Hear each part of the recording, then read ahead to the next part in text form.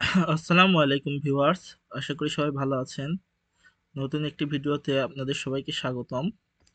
আজকে আমি দেখাবো কিভাবে আপনারা ওবিএস স্টুডিও সেটআপ করবেন।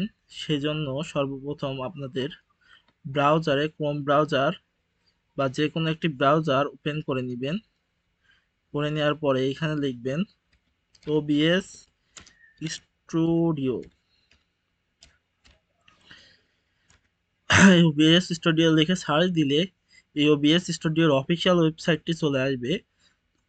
তো এখান থেকে আমরা ৩ ধরনের ডিভাইসের জন্য পেয়ে যাব: উইন্ডোজ, ম্যাক ওএস এবং হলো লিনাক্স। ৩ ধরনের ডিভাইসের জন্য এই ওবিএস স্টুডিওটা অ্যাভেলেবেল। তো আমরা যে কাজটি করব, উইন্ডোজের জন্য সেহেতু এখানে উইন্ডোজে ক্লিক করব। ক্লিক করলে আমাদের ওবিএস স্টুডিওটি ডাউনলোড হওয়া শুরু করবে। তো এই ডাউনলোড হতে কিছুক্ষণ সময় নেবে, ততক্ষণ অপেক্ষা করি।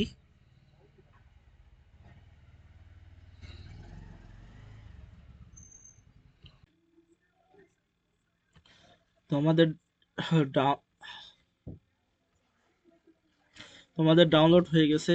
এবার আমরা ডাউনলোডে গিয়ে ডাউনলোড ফাইলটি সহজে ইনস্টল করে ফেলবো। এখানে যদি আমরা ক্লিক করি তাহলে ডাউনলোড ফাইলটি ওপেন হবে এবং এটা সহজেই সেট আপ করা যাবে। ইয়েস বাটনে ক্লিক করে দিলাম। ক্লিক করে দিলে ওবিএস স্টুডিও এইভাবে ইনস্টলার এলো। আসার পরে এটা ইনস্টল দিয়ে দিলাম, নেক্সটে ক্লিক করলাম। এটা অলরেডি ইনস্টল রয়েছে তাই এটা এভাবে আসলো। আপনার যদি ইনস্টল না থাকে তখন আপনাকে বলবে যে ইনস্টল করতে। নেক্সট নেক্সট স্টেপে ক্লিক করে আপনি ওবিএস স্টুডিওটা ইনস্টল করে নেবেন। তো আজকে আমি দেখাবো কিভাবে ওবিএস স্টুডিওর মাধ্যমে আপনারা লাইভ। তো আমাদের ওবিএস স্টুডিও তো আমাদের ওবিএস স্টুডিওটি ডাউনলোড হয়ে যাওয়ার পরে অনেকটা এরকম ইন্টারফেস আসবে যখন আমরা এটা সর্বপ্রথম ওপেন করব। তো ওপেন করার পর আমরা যে কাজটি করব, এখানে প্লাস আইকনে ক্লিক করব। সোর্সের প্লাস আইকনে ক্লিক করার পরে এখানে ডিসপ্লে ক্যাপচার এখানে ক্লিক করব। ক্লিক করার পরে ডিসপ্লে ক্যাপচার ওকে করে দেব। ওকে করে দেওয়ার পরে এখানে অটোমেটিক থাকবে উপরেরটা। নিচেরটা আমাদের মনিটরের যেই রেজুলেশন, ওই রেজুলেশন অনুযায়ী আমাদের ক্যাপচার করবে। তো ওটা দিয়ে আমরা ওকেতে যদি প্রেস করি তাহলে এখানে আমাদের যে ইটা আছে, ডিসপ্লেটা আছে, সেই ডিসপ্লেটা ক্যাপচার হবে। এখন এটা আমরা ফুল স্ক্রিন করে দিব। তারপর আমাদের যে কাজটি করতে হবে, অবশ্যই আমাদের অডিওটা নিতে হবে। তো অডিও নেওয়ার জন্য এখানে অডিওর উপর ক্লিক করতে হবে। ক্লিক করার পরে অডিও ইনপুট। তো অডিও ইনপুট ওকে।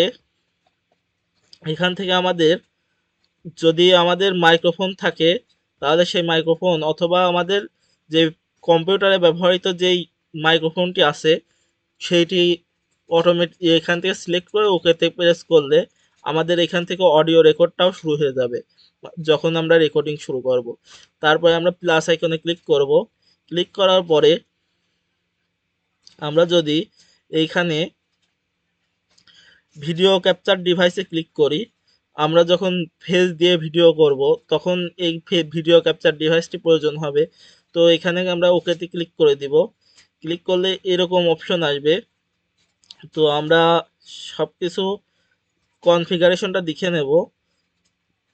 দেখে নেওয়ার পর আমরা ওকেতে যদি প্রেস করি তাহলে কিন্তু আমাদের ক্যামেরাটা চলে আসছে।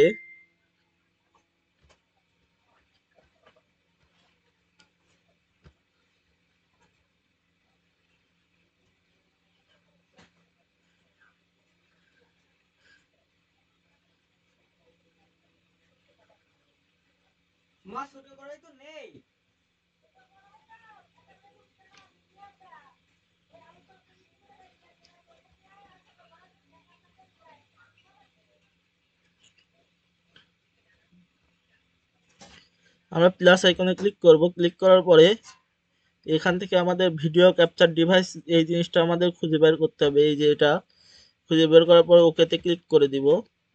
ক্লিক করলে আমাদের এখানে কনফিগারেশন করতে বলবে। তো আমরা যেহেতু এটা অ্যাক্টিভ করে দিব, আমাদের সবকিছু ঠিক রয়েছে কিন্তু ক্যামেরাটা ওপেন হচ্ছে না, এই কারণেই। কারণ হলো আমাদের আরেকটা রেকর্ডিং চলছে, সেই জন্য ক্যামেরাটা ওপেন হচ্ছে না। তাহলে আমরা ক্যামেরাটা ডিলিট করে দিই আপাতত।